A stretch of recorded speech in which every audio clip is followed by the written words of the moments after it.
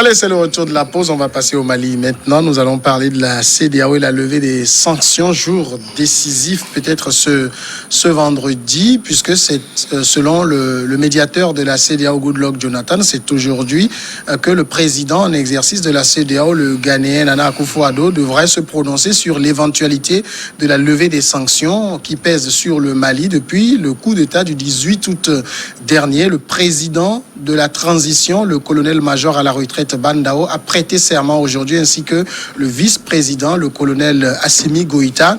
Mais est-ce que la CEDEAO va juger cela suffisant? La CEDEAO pourrait également attendre la nomination du Premier ministre avant de lever ces sanctions éventuelles, Credo Tété, puisque la CEDEAO tient à ce que le Premier ministre soit, entre guillemets, un vrai civil.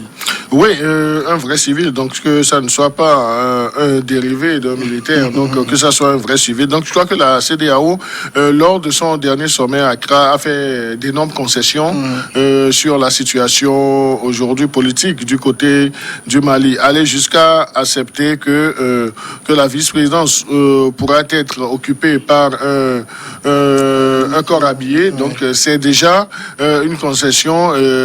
J'espère que ça ne fera pas jurisprudence comme les gens l'ont souhaité à dessein dans d'autres pays. Mais la décision de la CEDEAO sera très importante. Mais c'est vrai, la CEDEAO a exprimé le besoin ou bien la nécessité d'avoir, c'est-à-dire des dirigeants assez civils pour qu'ils fassent rapidement les choses. On ne va que souhaiter cela, mais inviter nos chefs d'État ouest-africains, notamment le président en exercice de la conférence des chefs d'État de la CEDEAO, à jeter un regard aussi vers le peuple malien.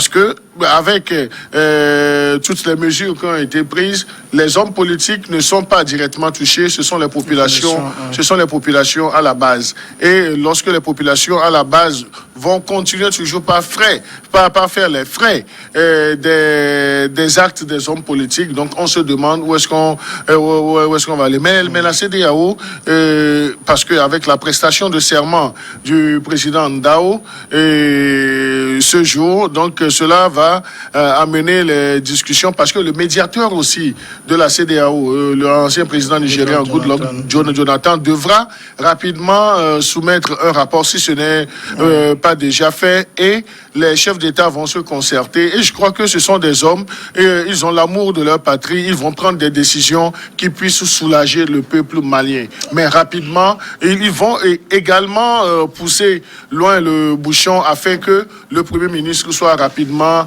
choisi, et que ça soit un civil et qui ait, disons, la liberté d'action. La prestation de serment du président de la transition ainsi que de son vice-président, c'est un signal positif? Oui, un signal positif. Et puis la CEDEAO aussi a tendu un peu la main à cette cérémonie, même si les chefs d'État ne sont pas allés parce que ce n'est pas un président démocratiquement élu. Il y a quand même le médiateur de la CEDEAO. Ça veut dire que la CEDEAO s'intéresse à cette cérémonie, et donc il participe, quoi qu'on dise, même si ce n'est pas de façon officielle. C'est pour dire qu'elle s'inscrit un peu dans ce qui est en train de se faire, parce qu'avant tout, les problèmes sont sécuritaires, et les militaires qui pendant longtemps ont accusé le pouvoir d'Ibeka de ne pas leur donner les moyens de faire le travail sur le plan sécuritaire. Là, il faut pouvoir les motiver pour qu'ils jouent leur partition, surtout dans ce domaine-là. Maintenant, comme vous l'avez dit, on attend la formation du gouvernement, donc avant la nomination du Premier ministre, pour voir un peu quelle est la couleur de ce gouvernement. Est-ce que ça sera un gouvernement fortement militaire, où les civils auront la plénitude du pouvoir? Et à partir de ce moment-là, je pense que la CEDEAO pourra prendre les décisions qu'il faut. Mais déjà, la tendance va vers l'allègement des sanctions, parce que si la CEDEAO était totalement hostile, il n'y aurait pas le médiateur donc, à cette cérémonie. Ça veut dire qu'elle suit de près cette situation. Et elle encourage les militaires à lâcher beaucoup de leurs compétences au profit des civils dans cette transition-là. Et on espère que le Premier ministre qui en sortira et le gouvernement qui sera issu donc finalement pourront faire un travail avec la CEDEAO pour amener le Mali rapidement sur la voie du rétablissement de l'ordre constitutionnel. Alors, ce qui est attendu, Germain Sossou, par les Maliens, c'est la levée des sanctions. Le colonel Assimi Goïta avait même insisté là-dessus le 22 septembre dernier, lors du 60e anniversaire de l'indépendance. C'est que les sanctions font mal, apparemment. Oui, avant de répondre à votre question, vous me permettez. Moi, ce qui se passe au Mali là-bas, pour moi, vraiment est une tragédie politique. Franchement, j'ai jamais, personnellement, vous m'excusez, j'ai demandé excuse auprès des téléspectateurs, j'ai jamais souhaité ce chemin-là pour les Maliens. Quand ils se sont mis à contester, j'ai pensé que les civils iront jusqu'au bout. Je ne suis pas tellement pour que les militaires s'immiscent en politique, franchement. Bon, malheureusement, vous voyez, un président qui a été élu, qui a fait 5 ans, il revient au second mandat, il revient avec l'expérience, homme d'État. Mais comme on dit, il y a eu corruption, il y a autant de choses, bien entendu, c'est avéré. Il n'a pas pu combattre le djihadisme, tout ça là. On le fait partie. Alors que nous aurions aimé qu'on le contesta jusqu'à la fin de son mandat et qu'on le fasse partie. On le fait partie. On va prendre un ancien ministre qui n'a pas été chef de l'État, mais qui a été militaire. On le prend, on dit qu'il est président transitoire, qui n'est pas passé par les jeunes. Vous savez, moi, ça me fait mal. C'est-à-dire, encore que j'adhère, parce que si c'est ça qui peut amener aux Maliens. Mais est-ce que les Maliens se sont soulevés pour que les militaires viennent prendre le devant? Même si on dit qu'ils s'en contentent. Je sais. Maintenant, on va voir le devant.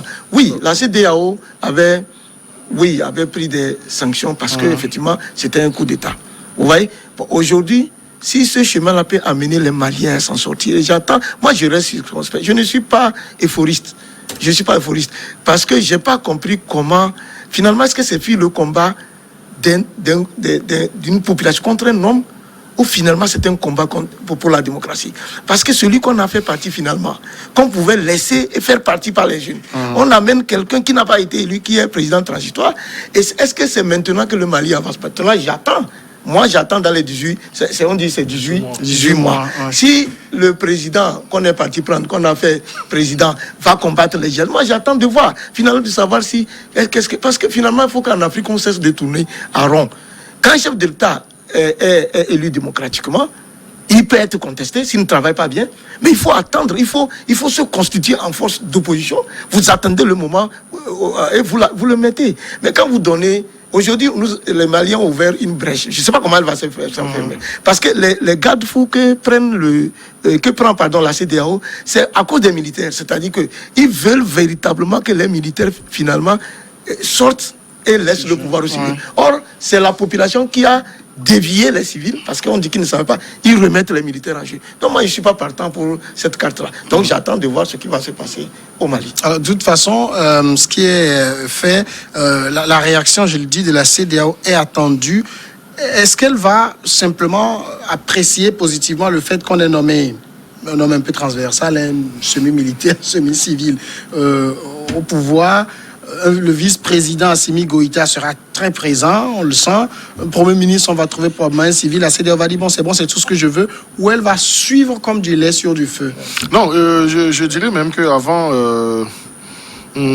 avant même la dernière présidentielle du côté de la République du Mali, la CEDEAO a joué un rôle considérable. Et la CEDEAO joue par l'entremise du bureau de la représentation du président de la commission de la CEDEAO, continue de jouer ce rôle. Et ce rôle-là ne va pas s'arrêter à la désignation ou bien à la nomination de ces hommes de la crise, de la situation actuelle qui est politique du côté du Mali. Mais la CEDEAO sera beaucoup plus regardante. La CEDEAO va suivre beaucoup, disons,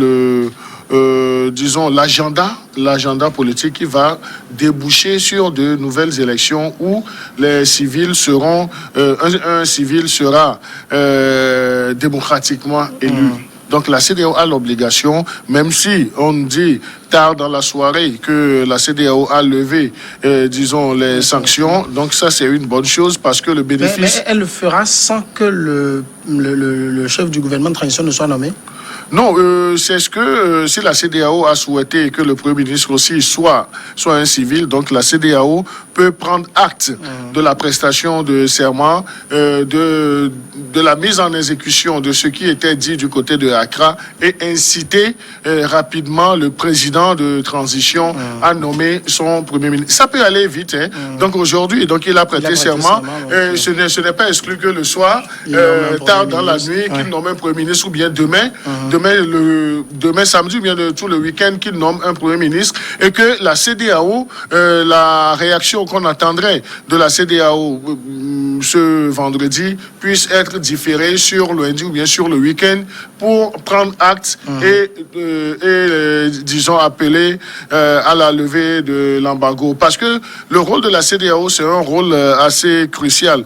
Vous aurez remarqué qu'au début même de la crise, de la situation qui est délétère du côté du Mali, la CEDEAO qui était tant décriée, aujourd'hui, c'est à la CEDEAO que les mêmes acteurs qui l'ont vilipendé font la cour. Donc la CEDEAO est une institution assez forte. La CEDEAO, je le disais tantôt, la CEDEAO a fait d'énormes concessions du côté du Ghana la dernière fois. Si la CEDEAO n'avait pas ramolli sa position, donc là, parce que la position idéale de la CEDEAO, c'est la gouvernance par les civils, mais c'est, disons, une période transitoire de 12 mois.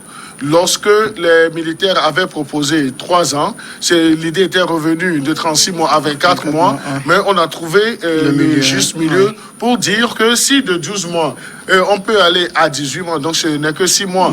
Et là, c'est peut-être que ça peut permettre à la mise en place du mécanisme pour aboutir, comme le souhaite M. Sossou Germain, de nouvelles élections où les civils pourront compétir. Et là où j'épouse un peu un pan de l'analyse de M. Sossou, c'est qu'il ne faudrait pas qu'on permette aux militaires de s'investir dans le jeu politique en ce moment. Parce que l'histoire même du Mali, combien de coups d'État le Mali n'a pas connu, et les militaires qui sont venus, mais qui ont toujours échoué. Et là, vous verrez également qu'aujourd'hui, ce n'est plus la bonne ambiance entre le mouvement du 5 juin et puis les putschistes, tout simplement parce que le mouvement du 5 juin, dont les leaders et l'imam Diko avaient pensé que comme ils s'étaient déversés dans la rue, donc ce sont eux qui ont joué la grande partie de l'action. Alors que les militaires estiment que eux, ils sont venus parachever quelque chose parce que sans eux, avec les armes, s'ils n'ont pas arrêté M. Ibeka, peut-être que eux, leur mouvement serait effrité aujourd'hui. Donc là, il y a, disons, cette ambivalence, cette animosité qui est aujourd'hui visible entre les putschistes et le M5. Donc la situation, la CEDEAO doit oublier tous les affronts pour accompagner. Donc la CEDEAO doit accompagner le Mali, doit accompagner la transition. D'accord. Mais c'est vrai qu'on parle beaucoup d'hommes, de qui est président de transition, qui est vice-président, Premier ministre. Mais on parle très peu du contenu de la transition. Qu'est-ce qu'on fait pendant 18 mois? Voilà, c'est ça le problème. Mais je pense aussi que ce coup d'État, là encore, je rejoins mon homonyme Germain, n'était pas nécessaire. C'est-à-dire la situation créée aujourd'hui est beaucoup plus complexe que celle qui était là sous Ibeka. Parce que là, il y a une instabilité institutionnelle. Les problèmes sont restés les mêmes. Les militaires ne semblent pas trouver une solution. Et là où je ne suis pas d'accord avec lui, c'est que la rue ne pouvait jamais faire un coup d'État. Quels que soient les millions. Non, j'ai dit d'aller aux élections. Oui, c'est-à-dire que vous disiez qu'ils peuvent contester pendant tout le mandat et après peut-être le sanctionner aux urnes. Voilà, on a eu ici des contestations pendant 2-3 ans et tout ça. Mais ce que je voulais dire, aujourd'hui, les militaires sont venus. Non, mais il a dit. Laissez jamais aller au bout. Les militaires sont venus. C'est comme le 3e larron. Donc ils sont venus prendre le pouvoir. Et ils veulent faire comme les autres militaires parce qu'il y a une tradition de coup d'État là. Il y a des militaires qui viennent, ils prennent, ils dirigent. Et parfois même, ils arrivent à revenir comme président. Oui, ATT l'a Donc, fait. ils ont envie aussi de profiter du pouvoir, ce qui fait que leur priorité, puisqu'ils n'étaient même pas à la base des revendications, c'est comment gérer. Et pour gérer, ils demandent d'abord 3 ans. Après, ils reviennent à 2 ans, alors que tout cela peut se faire en 12 mois, en réalité. Le vrai problème, c'est la sécurité. Et si les militaires disent qu'ils s'engagent à trouver des moyens pour instaurer la sécurité, et il faut un plan sécuritaire assez consistant qui peut être évalué et qu'on peut déployer, ça serait intéressant. Mais là n'est pas la priorité des militaires. La preuve, ils ont gardé les Français, ils ont gardé la force de l'ONU. Donc, apparemment, ils n'ont aucun plan. Et le vice-président veut même avoir des pouvoirs qui dépassent le cadre sécuritaire. Il veut s'occuper de l'administration, il veut s'occuper des mines et tout ça. Ça veut dire que ce ne sont pas des militaires qui sont venus régler les problèmes pour lesquels certains citoyens étaient dans la rue. Et donc, le Mali revient un peu en arrière et il va falloir que la CEDEAO accompagne le Mali, donc s'occupe de la feuille de route de cette transition-là. Parce qu'on l'a fait dans plusieurs pays, même notamment au Togo, quand il y a eu les mouvements du 19 août. On a vu aussi en Guinée, donc Guinée-Bissau et la Burkina. Donc il faut qu'elle suive un peu cet agenda-là, de quoi sera fait cette transition-là, voir tous les points, parce que de plus en plus la CEDEAO arrive quand même à faire ce travail qu'il faut féliciter. Et donc dès que le gouvernement sera formé, ce gouvernement va présenter son programme sur la transition, et peut-être c'est dans l'élaboration de ce programme-là que le médiateur ou la CEDEAO va intervenir pour canaliser la transition afin qu'elle aboutisse. Mais Germain, il n'y a pas eu de transition au Togo. Pourquoi vous dites que la CEDEAO, comme il y a eu le Togo? Il n'y a pas eu de transition au Togo. Il y a une feuille de route. Il y a conduit aux Je pensais que vous parlez de transition. Non, parce qu'il n'y a pas eu coup d'État au Togo. Est-ce qu'il y a eu coup d'État au Togo? Le Mali reste dans la ligne de mire de la CEDEAO jusqu'à la fin des 18 mois. Bon, oui, c'est ce que j'ai déjà dit. Moi, les 18 mois même, c'est trop. Pour les militaires, c'est trop. Mais Germain disait tout à l'heure qu'en un an même, c'était trop. Vous avez, Germain a bien décrit. Vous savez, fait Thomas Sankara, quoi qu'il était militaire, il a pris le pouvoir avec une vision. Parce que lui, il avait une révolution, il voulait faire les choses. Mais il a bien dit que quand un militaire, sans formation politique, prend le pouvoir, c'est pour cela que moi, je discute avec des compatriotes aussi au Togo, à l'extérieur. Moi, je suis jamais pour que les militaires prennent le pouvoir d'État. Donc, c'est pour cela que je suis sceptique. Donc, ce que vous dites là, franchement, je suis africain, j'accompagne. Sinon, j'ai jamais voulu que les militaires soient au devant. C'est pas qu'ils ne sont pas des citoyens. Donc, moi, j'attends de voir. Je suis circonspect. Mais je voudrais rappeler pour nos téléspectateurs qu'il n'y a pas eu de transition au Togo. Et qu'il n'y a pas eu de coup d'État non plus. On va passer à la pause maintenant et puis le dernier sujet après.